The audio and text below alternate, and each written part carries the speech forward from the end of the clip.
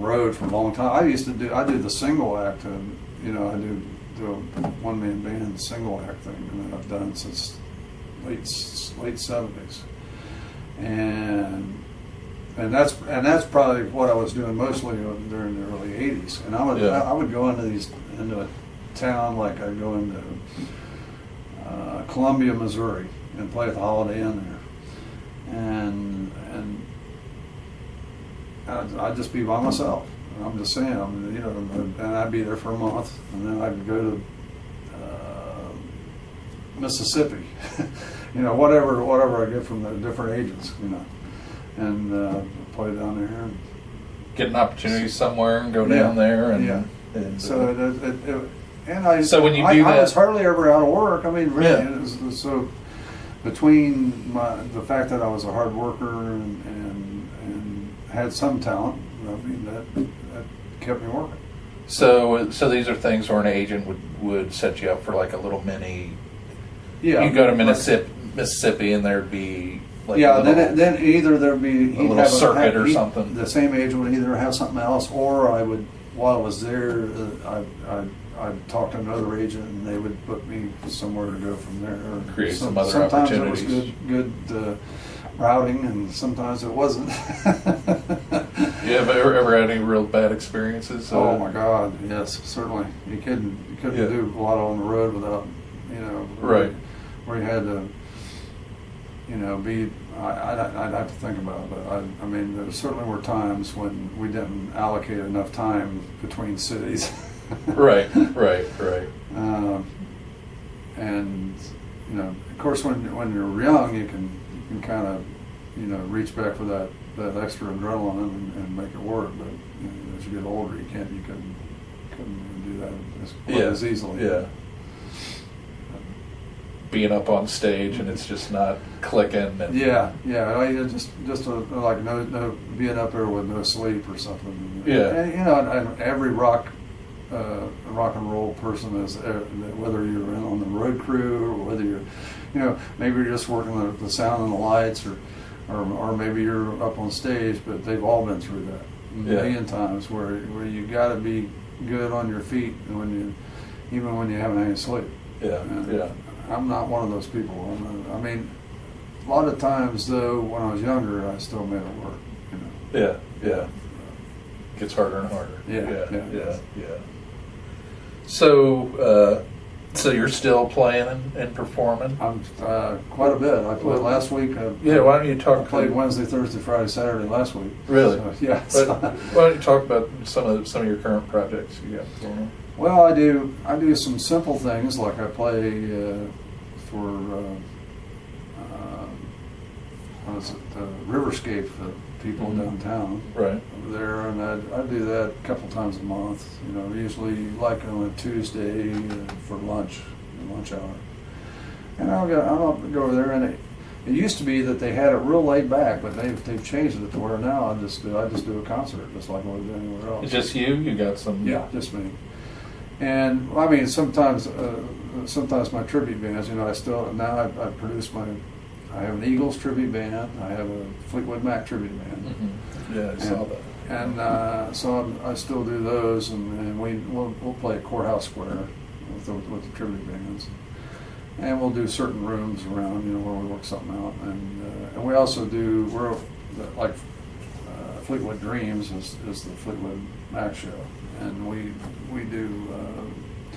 We're with a national agency, so that's a national online agency where people all over see us on there, and if we work out the money with the people when they call and they get a quote and blah blah blah, and we 3 or 4 weeks ago we went to Danville, Indiana. Really? And we might play in Burlington, Kentucky, on the other side of Florence. And I know we did a show there at Boone County Park last year, and that was a great one. There was 1,200 people, and they were all out there singing and that's one of my favorite moments in the last couple of years, because they were singing along with the word. They knew the words of the songs, and they were there we were the only band, and 1,200 people showed up. Yeah. I mean, and it was because we did Fleetwood Mac music. And we did it That's- good enough that yeah. they loved it and they were into it, you know. But These like tribute bands, it's huge right now. It Right. really is. Right. I think it's because there's so much bad music out right now. Or so- that's part of it. a lot of these reunion tours and tribute bands seem to be really popular. Right.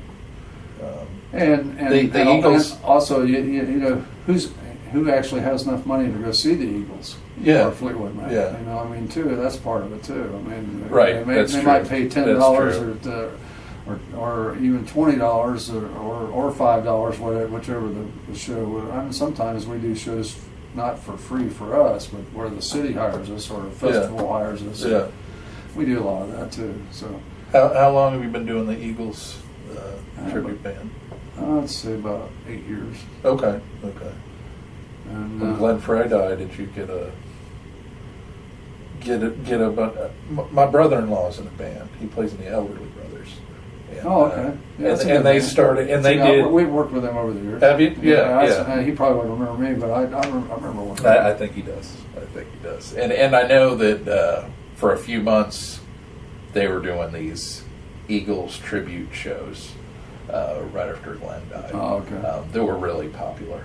Um, And Yeah, that was tough because Yeah, Glenn was he was real friendly. Well, you had Henley that- was a little bit standoffish, but Yeah. backstage I'm talking about. I mean, you really. Glenn was real friendly, and Randy Meisner was real friendly, and Bernie Ledden was real friendly. That was the original band. yeah. You know. And you had, I got a great. I got to tell Yeah. you one more story. Absolutely. I keep doing this to you. That's all right. This is my favorite Joe Walsh story, and it's absolutely the truth. The James Gang had played at the Ludlow Garage, and this guy says to me, he says, let's go to this party, and I said, okay. And he says, Joe Walsh's going to be there. I said, oh man, I've never met Joe. I've seen James Gang several times, and blah, blah, blah. And I said, I really like him. We played a real similar style guitar. We do too, because we had the same influences. He listened to the same guys I did. Yeah. I mean, it's not like, you know, I didn't listen to Joe and say, I want to play like that. We just happened to listen to the same guys. So, very similar guitar style. And then maybe that's another thing that makes it fun with the Eagles fans. You know. But we're walking through the house, and it's a great big house, and it's full of people. And I get by then, I give up. I said, he's not here, you know. And then we went in this room.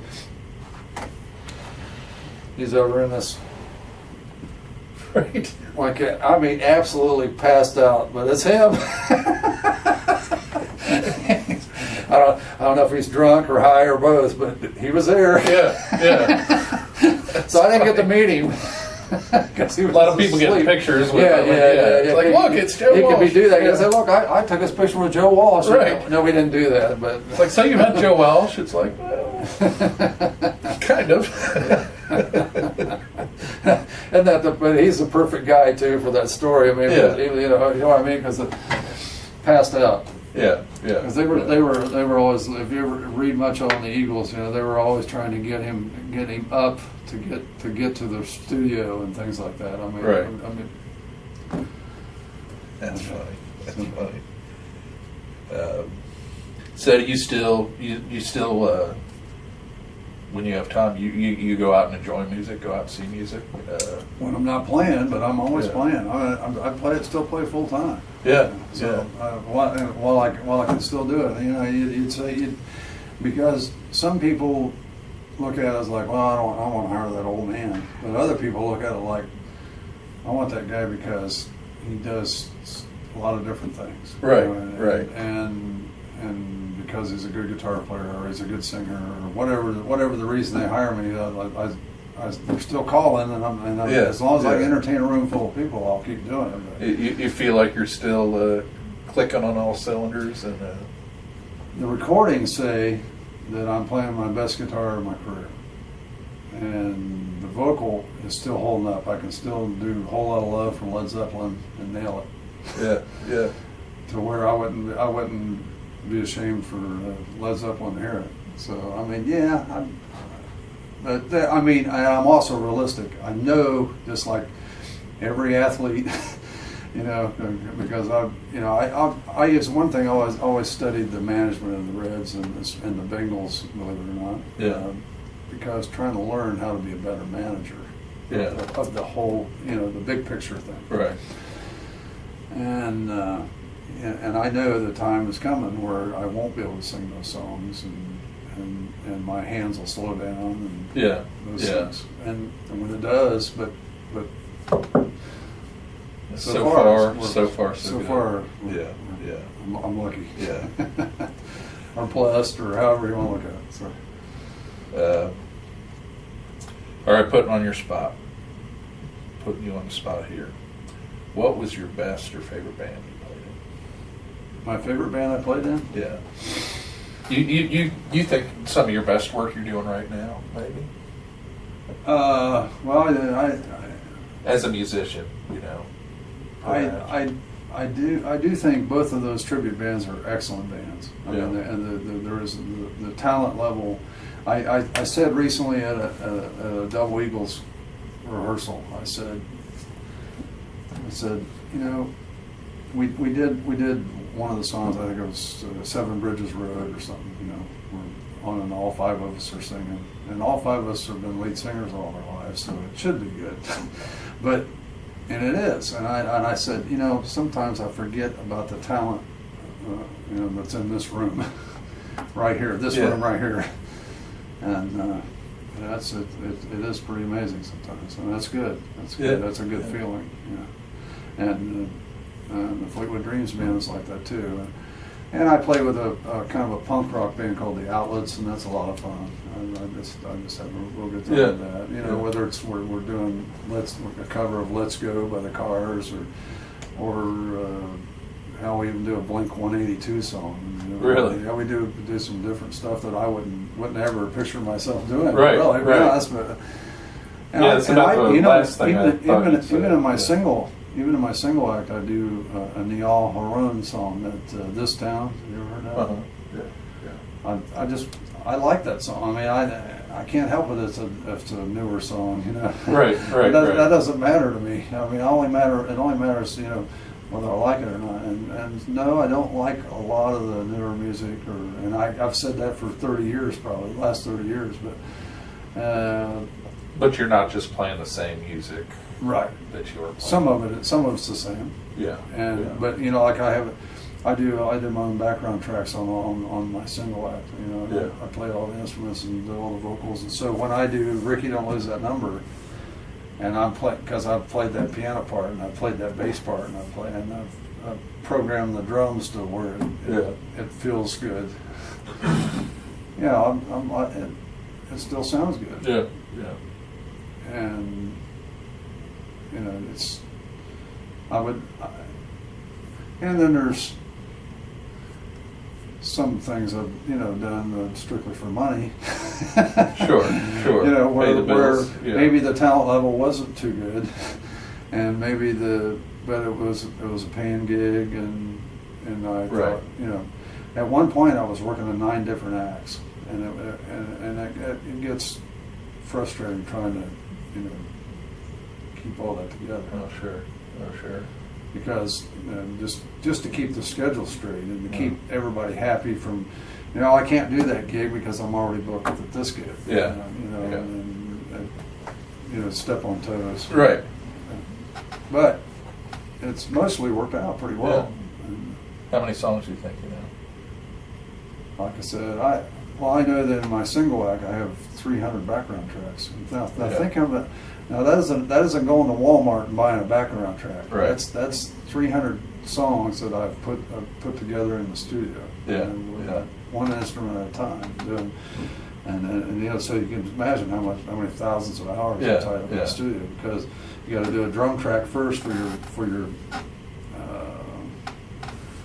roadmap, and then I might do a keyboard track, so that even if I'm not going to use it, just so that I have something to tune to.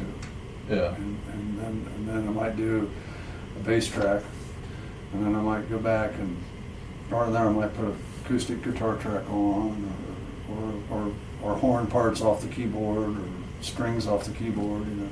I do. Do you remember the song "Classical Gas" by Mason Williams? Yeah. Yeah. I do that in my single act, and I'm doing the I'll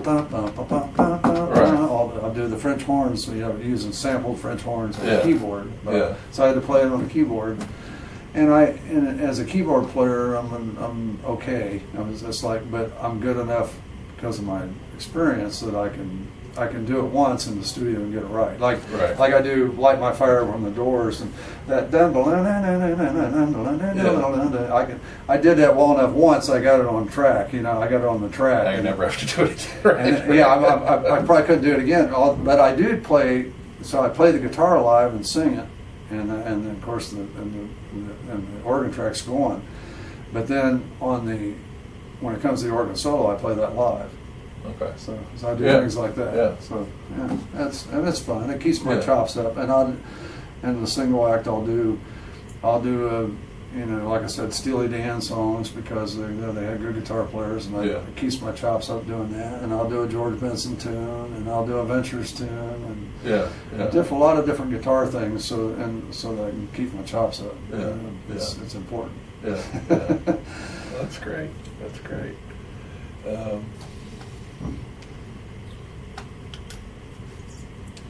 Well, it seems like Dayton, it's always been a real haven for musicians, and it has a great music legacy, not very well documented, and that's really the purpose of our project here, to try and better document that history through talking to local artists. And we're really happy that you agreed to come in and talk to us today. Appreciate it. The Story Circle event was a lot of fun, and but it went on for forever, and everybody kept going, "Gary, come on, tell some of your stories," and I'm glad you were able to come back and share some of those with us. I appreciate it. Yeah, just sometimes, believe it or not, I mean, I enjoyed, telling you my story and this and that. But I just didn't want to do that to those people because they'd sat there so long listening to so much. Well, everyone had their own story. Yeah. And by that point, I just thought the last thing they want to hear is another long story. So and I think it wouldn't have really done you justice either. To tacking on the end of 2 hours of stories already. We wanted to give you the opportunity to be able to take your time and to have a conversation. I like telling the stories of and it's all true stories. I mean, I like telling the stuff about the Eagles. They're backstage and they're going, "We've already done 2 encores. What are we going to do now?" Because they're yelling for a third encore. And they we're out of each other, songs. "We don't know any songs. We don't know any more songs." And honest to God, Burning Lead and said, "I know Johnny Be Good." Like, they could jam that, like they just make it up on the spot, right? Yeah. The Eagles.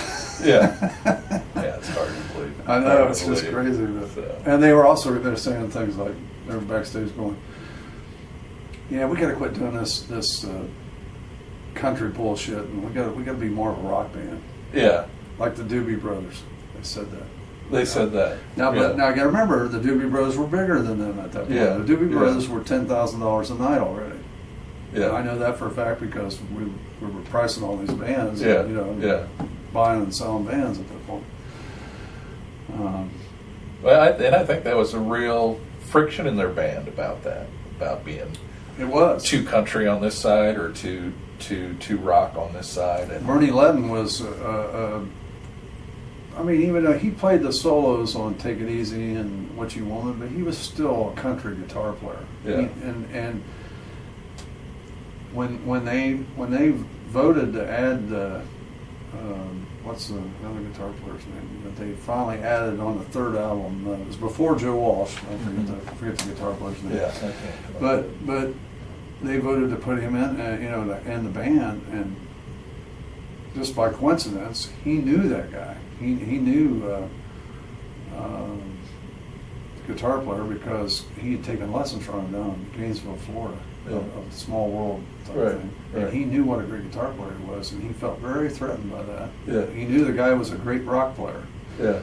and he saw the direction it was going. Yeah, yeah. And see, and they weren't even happy with just that one great guitar player. They went ahead and added Joe Walsh after Yeah, that. right, So they right. had two great rock guitar players, and, Yeah. and that's then they had the two great rock players and all those great vocals. I mean, Yeah. and then it became a super group as far as I'm concerned. Sure.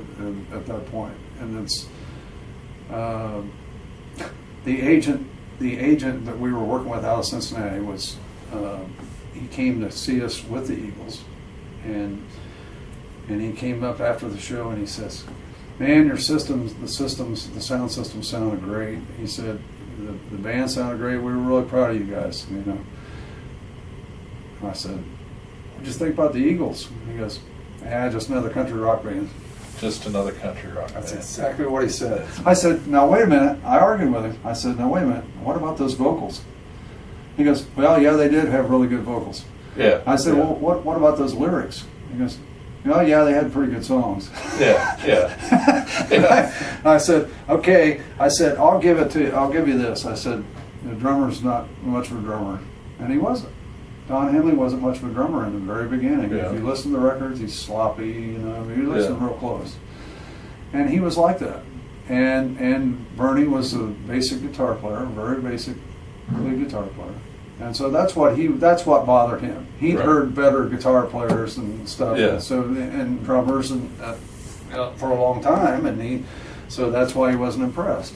But he forgot about the songs and the most important thing. Right. And they put together great songs and those vocals, you know, and so he.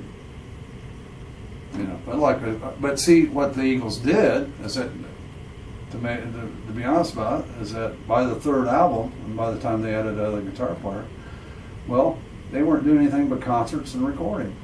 Yeah. That makes you better. I mean, Yeah. the recording doesn't lie, and you hear it, and you learn from it. Yeah. So Henley got to be a good drummer after a while. I mean, he wasn't a fabulous drummer, but he was good enough to sing and play and Right. and pull it off and do it good. You know, Yeah. a good solid drummer. You know, he wasn't ever going to be a soloist or anything. He didn't have to be. Right. But like I said, by the third album, then he was pulling that together. If you listen to the real early concerts, you know, they're singing flat, and even as great as singers as they were, maybe they couldn't hear the monitor that night. You know. There's a lot of stuff online where they got to cringe, because it makes me cringe for them when I listen to it. Right. You know. Yeah. But I mean, there are some early stuff too, like when we worked with them with that second show, where they could hear their monitors and they were singing right on the money. Yeah. You know, because they had the talent. Right. You know, Right. so, just saying. Anyway, I've been talking your leg off today. That's all right. Yes, I So that's all appreciate right. it. Thank you very much for coming in again, and if you have any ideas, other people maybe we should talk to, you know, just about musical past, rock and blues history around town here. Right. Please let us know, because we're it's been a really cool project so far. But we started off with just a few people to talk to, you know. From that, Right. you know, we're trying to utilize you to be able to connect us with others. I'll think about that, and if Yeah. I can come up with somebody, I'll let you know. For Okay, sure. that'd be great. There's so many things that are tied into it too. As I think about the time, like I was producing this band producing their album in the studio, a band called the Pleasure Seekers. It was an all-black group from Springfield, and they were really talented, really just. And I wasn't making anything. I was just doing it because I liked what their songs, and I liked I thought, well, maybe something will come out of it. But they played at the Palladium, and they said, "We want you to run sound for us." You know, and it was a real interesting thing, and to be the only white person for miles, Yeah. with maybe 1,000 black people in there. Yeah. And I'm not the least bit prejudiced, and never have been. In fact, my son is named after two black guys. It just worked out that way. His name's Hunter Taylor Graham, and Right. and was one of them was a great drummer that I worked with. Well, was that drummer in that band? His Okay. name was Hunter. Right. And I named him after him and Yeah. the pleasure seeker. So I'm just, but it was a real interesting political thing there. You know, it's like, and especially when we had a little problem with the PA at first, and it was kind of like we were using part of their system and part of our system, making my Right. system making them work together. And so I started to feel like the guy out on the island, you know. Right, right. A little bit. Right, right. So, All right. Well, thank you again, Gary. okay, buddy. That was great talking to you. That was enjoyable.